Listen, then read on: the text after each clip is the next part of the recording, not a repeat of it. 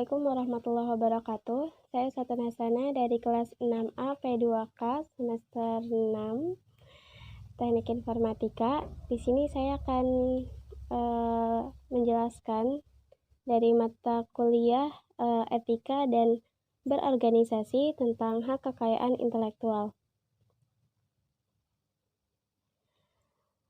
Dari latar belakangnya sendiri, masalah ini diangkat berdasarkan hak kekayaan intelektual atau disingkat HKI adalah hak yang timbul atas hasil olah pikir otak manusia yang menghasilkan suatu produk atau proses yang berguna untuk manusia.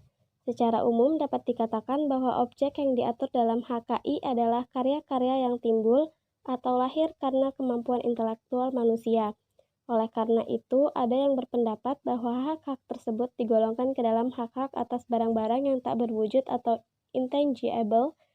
Analoginya adalah, jika ide-ide tersebut keluar dari pikiran manusia dan menjelma dalam suatu ciptaan kesusastraan, ilmu pengetahuan, dan lain-lain, maka menjadi benda berwujud dan dapat menjadi sumber keuntungan. Digolongkannya hak-hak tersebut ke dalam hukum harta kebendaan adalah karena hak-hak tersebut memiliki sifat-sifat hak-hak kebendaan dan dapat dimiliki secara absolut atau mutlak.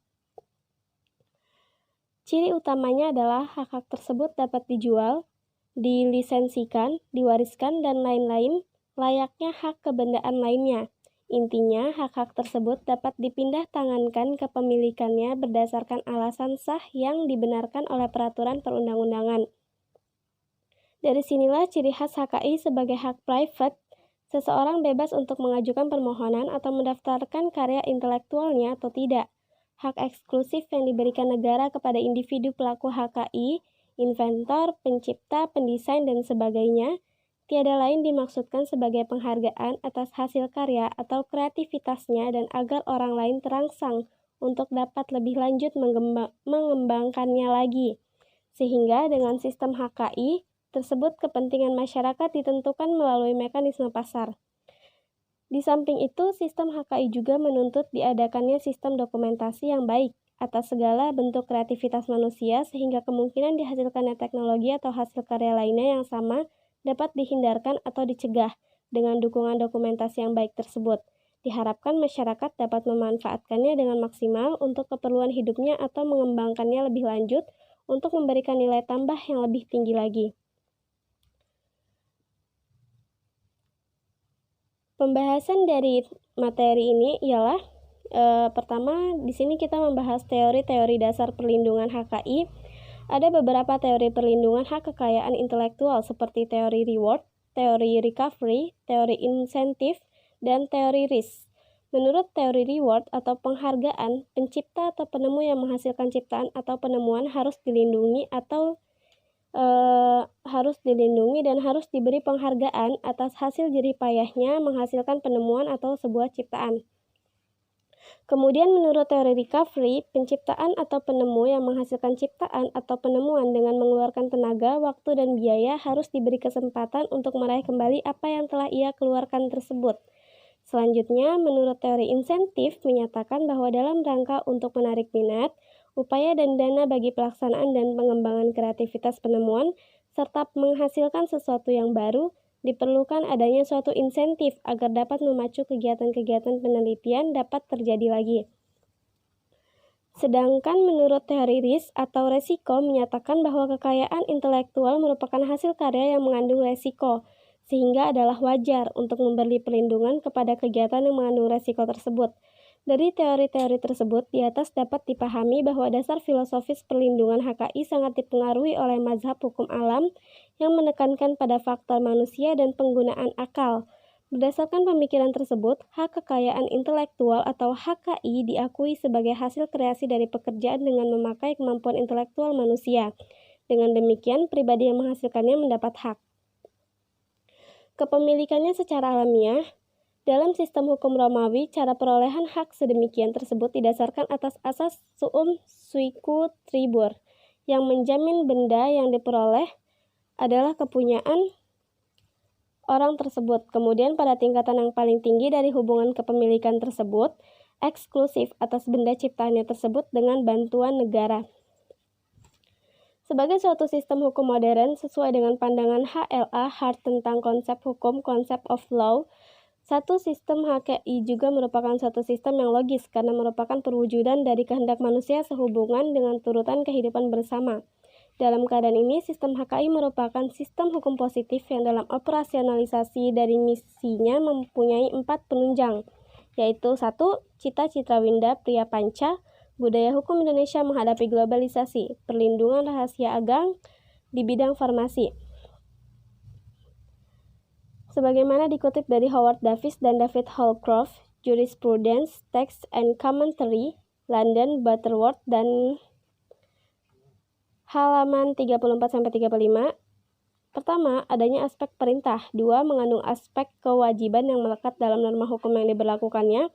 3. Adanya aspek sanksi tertentu yang bersifat memaksa. Dan 4. Mempunyai aspek kedaulatan dalam keberadaannya. Jenis-jenis HKI secara umum mencakup 2 bagian, yaitu hak cipta copyrights, hak kekayaan industri atau industrial property rights yang mencakup paten dan merek, desain industri, desain tata letak sirkuit terpadu, rahasia dagang, indikasi geografis, perlindungan varietas tanaman. Dari jenis-jenis HKI tersebut, hanya PVT atau varietas tanaman yang berada di bawah pengelolaan Kementerian Pertanian RI. Sedang jenis-jenis HKI lainnya dikelola oleh Ditjen Kekayaan Intelektual, Kementerian Hukum dan HAM RI. Dari berbagai jenis HKI tersebut, saat ini Indonesia baru memiliki 7 buah undang-undang, yaitu 1. Undang-Undang Nomor 30 Tahun 2000 tentang Rahasia Dagang, Undang-Undang Nomor 31 Tahun 2000 tentang Desain Industri, Undang-Undang Nomor 32 Tahun 2000 tentang Desain Tata Letak Sirkuit Terpadu, Undang-Undang Nomor 29 Tahun 2000 tentang Perlindungan Varietas Tanaman, Undang-Undang Nomor 13 Tahun 2016 tentang Paten, Undang-Undang Nomor 15 Tahun 2001 tentang Merek, dan Undang-Undang Nomor 28 Tahun 2014 tentang Hak Cipta. Secara umum, pengertian dan ruang lingkup jenis-jenis HKI tersebut adalah sebagai berikut. Pertama, paten adalah hak eksklusif yang diberikan oleh negara kepada inventor atas hasil invensinya di bidang teknologi, yang untuk selama waktu tertentu melaksanakan sendiri invensinya tersebut atau memberikan persetujuannya kepada pihak lain untuk melaksanakannya. Kedua, merek adalah suatu tanda yang berupa gambar, nama, kata, huruf-huruf, angka-angka, susunan warna, atau kombinasi dari unsur-unsur tersebut yang memiliki daya pembeda dan digunakan dalam kegiatan perdagangan barang dan jasa. Yang ketiga, desain industri adalah suatu kreasi tentang bentuk, konfigurasi atau komposisi garis atau warna, atau garis dan warna atau gabungan daripadanya yang berbentuk 3 dimensi atau 2 dimensi yang memberikan kesan estetis dan dapat diwujudkan dalam pola 3 dimensi atau 2 dimensi serta dapat dipakai untuk menghasilkan suatu produk, barang, komoditas industri atau kerajinan tangan. Hak desain industri adalah hak eksklusif yang diberikan oleh negara Republik Indonesia kepada pendesain atas hasil kreasinya untuk selama waktu tertentu melaksanakan sendiri atau memberikan persetujuannya kepada pihak lain untuk melaksanakan hak tersebut. Desain tata letak sirkuit terpadu adalah kreasi berupa rancangan peletakan 3 dimensi dari berbagai elemen. Sekurang-kurangnya satu dari elemen tersebut adalah elemen aktif, serta sebagian atau semua interkoneksi dalam satu sirkuit terpadu, dan peletakan 3 dimensi tersebut dimaksudkan untuk persiapan pembuatan sirkuit terpadu. Di sini sirkuit terpadu dimaksudkan sebagai suatu produk dalam bentuk jadi atau setengah jadi, yang di dalamnya terdapat berbagai elemen dan sekurang-kurangnya satu dari elemen tersebut adalah elemen aktif, yang sebagian atau seluruhnya saling berkaitan serta dibentuk secara terpadu di dalam sebuah bahan semikonduktor yang dimaksudkan untuk menghasilkan fungsi elektronik. Yang keenam, rahasia dagang. Yang kelima, indikasi geografis adalah suatu tanda yang menunjukkan daerah asal suatu barang yang karena faktor lingkungan geografis termasuk faktor alam, faktor manusia, atau kombinasi dari kedua faktor tersebut, memberikan ciri dan kualitas tertentu pada barang yang dihasilkan. 6. Rahasia dagang adalah informasi yang tidak diketahui oleh umum di bidang teknologi dan atau bisnis, mempunyai nilai ekonomi karena berguna dalam kegiatan usaha dan dijaga kerahasiaannya oleh pemilik rahasia dagang yang meliputi metode produksi, metode pengolahan, metode penjualan, atau informasi lain di bidang teknologi dan atau bisnis yang memiliki nilai ekonomi dan tidak diketahui oleh masyarakat umum.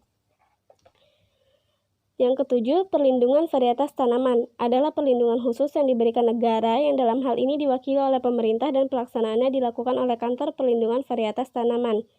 terhadap varietas tanaman yang dihasilkan oleh pemulia tanaman melalui kegiatan pemulihan tanaman, hak pemulia dan atau pemegang hak perlindungan varietas tanaman untuk menggunakan sendiri varietas hasil pemuliaannya atau memberi persetujuan kepada orang atau badan hukum lain untuk menggunakannya selama waktu tertentu. Sejarah dari perkembangan HKI sendiri dalam peradaban manusia merupakan perjalanan yang relatif panjang. Ia tumbuh dan berkembang sejalan dengan peradaban manusia itu sendiri, sehingga masalah HKI sudah merupakan masalah sehari-hari dan ada di hampir segala aspek kehidupan manusia, mulai dari pulpen, peralatan dapur, kendaraan, televisi, jamu, sampai ke roket dan internet. Berdasarkan catatan sejarah, teks Undang-Undang HKI tertua adalah Undang-Undang Paten Venesia tahun 1474. Menurut Kamil Idris, terciptanya sistem HKI yang sistematis diilhami oleh invensi mesin ketik dan pres percetakan oleh Johannes Gutenberg pada sekitar tahun 1440. Kemudian pada sekitar tahun 1516 terciptalah Undang-Undang Hak Cipta pertama di Venesia, Italia yang menjamin monopoli untuk mencetak selama 5 cipta pertama di Venesia yang untuk mencetak selama 5 tahun pada sekitar tahun 1586. Raja Richard ketiga dari Inggris memberlakukan Decreed Star Chamber yang menentukan bahwa setiap buku memerlukan izin dan setiap orang dilarang mencetak tanpa izin. Di tahun 1624, Kerajaan Inggris mengundangkan Undang-Undang Paten yang dikenalkan dengan nama Monopoly Action, yang memperkenalkan konsep-konsep dasar yang mempengaruhi pemahaman tentang paten di masa kini. Sedangkan di Perancis dimulai dengan diberlakukannya ordonansi atau peraturan yang melindungi desain ornamental untuk industri tenun tekstil pada tahun 1711, tepatnya di kota Lyon. Kemudian, Perancis baru memberlakukan Undang-Undang Paten pada tahun 1791 dan Legislation Relating to Commercial Marks and Product Marks pada tahun 1857. Pada tanggal 20 Maret 1883, untuk pertama kalinya dalam sejarah secara internasional disetujuinya Paris Convention for Industrial Property yang pada saat penandatanganannya hanya dilakukan oleh 11 negara. Namun ketika konvensi ini mulai berlaku terhitung tanggal 7 Juli 1884, jumlah anggotanya bertambah menjadi 14 negara. Sejak ditandatangani pada tahun 1883, konvensi ini telah mengalami beberapa kali perubahan atau revisi, dan revisi terakhir adalah pada tanggal 28 September 1979. Kemudian pada tanggal 9 September 1886 disepakatilah Berne Convention for the Protection of Literary and Artistic Works. Konvensi ini merupakan konvensi internasional tertua di bidang hak cipta. Sebagaimana konvensi Paris, konvensi Berne ini juga telah mengalami beberapa revisi, dan revisi yang terakhir juga pada tanggal 28 September 1979. Baik konvensi Paris maupun konvensi Berne, keduanya mensyaratkan pembentukan suatu union atau perserikatan lengkap dengan sekretariatnya masing-masing. Kedua sekretariat union tersebut berlokasi di Berne dan berada di bawah pengawasan pemerintahan federal Swiss. Kemudian pada tahun 1893, kedua sekretariat tersebut dilebur menjadi satu dengan nama Bruges Internationale Renus pour la Protection de la Prairie dalam bahasanya, atau yang dalam bahasa Inggrisnya The United International Bureau for the Protection of Intellectual Property, Biro Internasional untuk Perlindungan Kekayaan Intelektual. Kemudian pada tahun 1960, BIRPI pindah dari Berne ke Geneva. Ini dimaksudkan agar BIRPI lebih dekat lokasinya dengan kantor PBB dan organisasi internasional lainnya. Kemudian pada tahun 1967, BIRPI berubah menjadi WIPO sejak lahirnya Convention Establishing the World Intellectual Property Organization atau WIPO. Dan terhitung sejak tanggal 17 Desember 1974, WIPO resmi menjadi badan khusus PBB yang khusus menangani masalah HKI. Perkembangan HKI pada awal abad ke-20 ditandai dengan disepakatinya Hague Agreement Concerning the International Deposit of Industrial Designs pada tanggal 6 November 1925 dan diakuinya hak atas karya manusia sebagai salah satu bentuk HAM dalam Universal Declaration of Human Rights pada tahun 1948. Ketentuan serupa juga tertuang dalam konferensi negara-negara Islam dalam forum The 19th Islam Conference of Foreign Ministers yang diselenggarakan di Kairo, Mesir pada tanggal 3 Juli sampai dengan 5 Agustus 1990. Dalam perkembangan selanjutnya, eksistensi perlindungan HKI semakin kuat dengan disepakatinya Agreement on Trade-Related Aspects of Intellectual Property Rights, including Trade in Counterfeit Goods atau TRIPS Agreement sebagai bagian yang tidak terpisahkan dari paket persetujuan pendirian World Trade Organization (WTO) yang ditandatangani di Marrakesh, Maroko tanggal 15 April 1994. Dan agar tidak terjadi tabrakan kepentingan antara WIPO dan WTO karena banyaknya ketentuan persetujuan TRIPS ini yang merujuk pada konvensi-konvensi internasional yang dikelola oleh WIPO, maka pada tanggal 22 Desember 1995 ditandatanganilah perjanjian antara kedua organisasi tersebut. Selanjutnya ada tinjauan khusus tentang paten. Nah, sebelumnya dipahami dulu pengertian dan ruang lingkup paten itu sendiri merupakan hak eksklusif yang diberikan oleh negara kepada inventor atau penemu atas hasil invensinya di bidang teknologi. Di sini suatu invensi atau penemuan diartikan sebagai ide inventor yang dituangkan ke dalam suatu kegiatan pemecahan masalah yang spesifik di bidang teknologi, baik yang berupa produk atau proses atau penyempurnaan dan pengembangan produk atau proses. Perlu untuk diingat pula bahwa tidak semua invensi dapat diberikan paten. Hanya untuk invensi yang baru dan mengandung langkah inventif serta dapat diterapkan dalam industri yang dapat diberikan paten. Ruang lingkup invensi di sini tidak termasuk kreasi estetika, skema, aturan, dan metode untuk melakukan kegiatan yang melibatkan kegiatan mental, permainan, atau bisnis. Aturan dan metode mengenai program komputer dan presentasi mengenai suatu informasi dan temuan atau discovery berupa penggunaan baru untuk produk yang sudah ada dan atau dikenal, dan atau bentuk baru dari senyawa yang sudah ada yang tidak menghasilkan peningkatan khasiat bermakna dan terdapat perbedaan struktur kimia terkait yang sudah diketahui dari senyawa dua. Selain itu, ada beberapa invensi yang juga tidak bisa diberikan paten, yaitu invensi-invensi yang berupa Pasal 4 Undang-Undang Nomor 13 Tahun 2016 tentang Paten, IBIT, Pasal 9, proses atau produk yang pengumuman dan penggunaan atau pelaksanaannya bertentangan dengan peraturan perundang-undangan yang berlaku, moralitas agama, ketertiban umum, dan kesusilaan. B. Metode pemeriksaan, perawatan, pengobatan, dan atau pembedahan yang diterapkan terhadap manusia dan atau hewan. C. Teori dan metode di bidang ilmu pengetahuan dan matematika. Atau D. Semua makhluk hidup kecuali jasad renik. Dan E. Proses biologis yang esensial untuk memproduksi tanaman atau hewan kecuali proses non-biologis atau proses mikrobiologis. Permohonan paten dapat diajukan hanya bisa didapatkan melalui permohonan. Bila tidak diajukan permohonan, maka invensi tersebut tidak bisa dilindungi. Sistem pendaftaran paten di Indonesia adalah sistem first to file. Menurut sistem ini, barang siapa yang pertama kali mengajukan permohonan, maka dialah yang dianggap sebagai pemegang paten. Apabila semua persyaratannya dipenuhi, permohonan dapat secara langsung diajukan kepada Direktorat Jenderal Hak Kekayaan Intelektual atau melalui Kantor Wilayah Hukum dan Hak Asasi Manusia di seluruh wilayah Republik Indonesia. Adapun tahap-tahap yang harus dilalui oleh suatu permohonan paten adalah penelusuran paten, pengajuan permohonan, pemeriksaan administratif atau formalitas, pengumuman pengajuan permohonan pemeriksaan substantif, hasil keputusan pemeriksaan substantif, sertifikasi dan pemeliharaan paten terdaftar.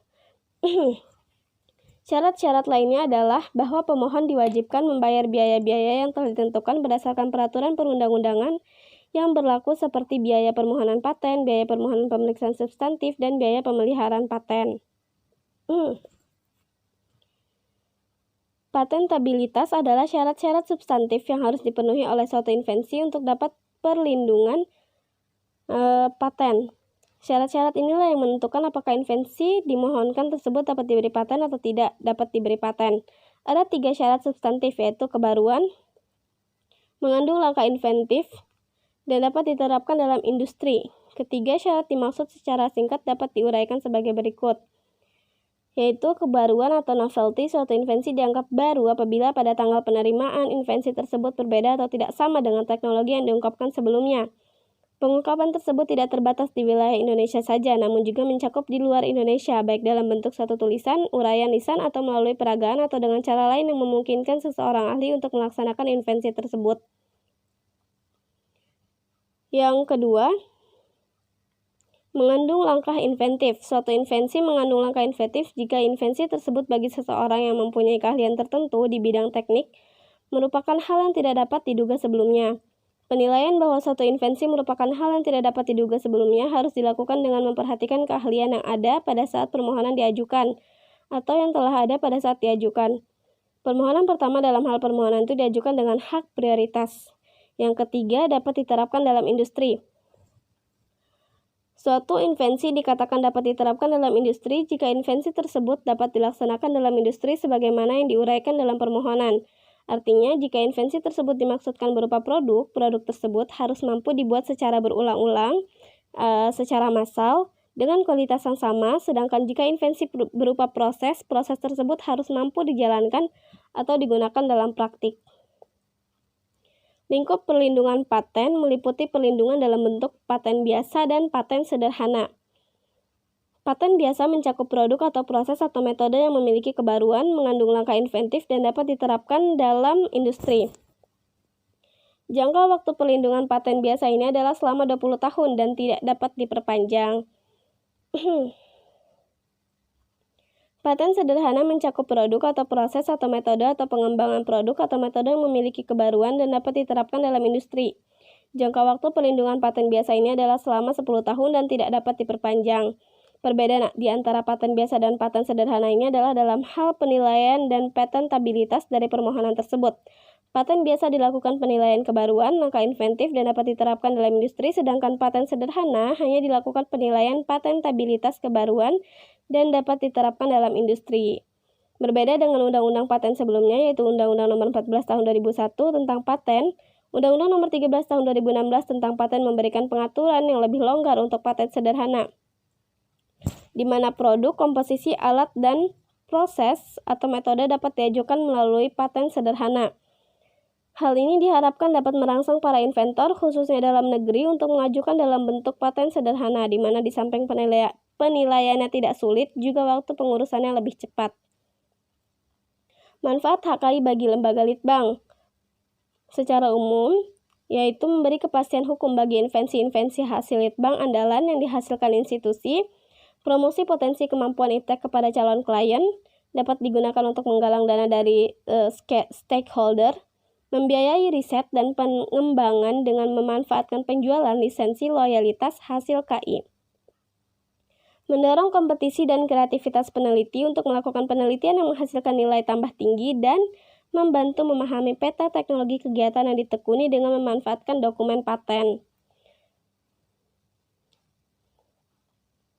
Kegunaan informasi paten bagi lembaga litbang sendiri yaitu untuk menghindari duplikasi pekerjaan R&D, mengidentifikasi ide baru yang spesifik dan solusi teknis dan produk atau proses, mengidentifikasi state of the art pada bidang teknologi yang spesifik agar up to date dengan perkembangan yang terakhir,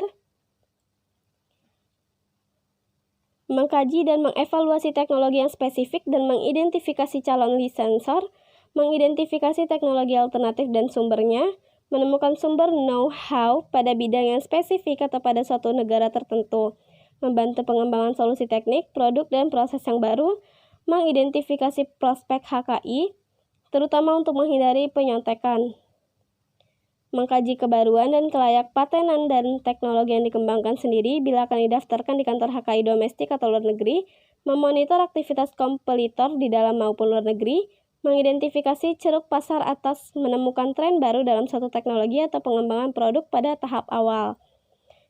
Kesimpulannya, HKI sangat dipengaruhi oleh mazhab hukum alam yang menekankan pada faktor manusia dan penggunaan akal. Berdasarkan pemikiran tersebut, hak kekayaan intelektual diakui sebagai hasil kreasi dari pekerjaan dengan memakai kemampuan intelektual manusia. Dengan demikian, pribadi yang menghasilkannya mendapat hak kepemilikannya secara alamiah. Dalam sistem hukum Romawi, cara perolehan hak sedemikian tersebut didasarkan atas asas yang menjamin benda yang diperoleh adalah kepunyaan orang tersebut. Kemudian, pada tingkatan yang paling tinggi dari hubungan kepemilikan tersebut, hukum bertindak lebih jauh dan menjamin bagi setiap penguasaan dan penikmatan eksklusif atas benda ciptaannya tersebut dengan bantuan negara.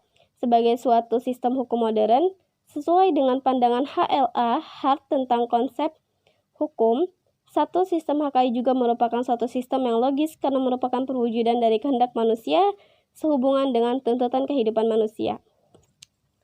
Sekian, terima kasih. Wassalamualaikum warahmatullahi wabarakatuh.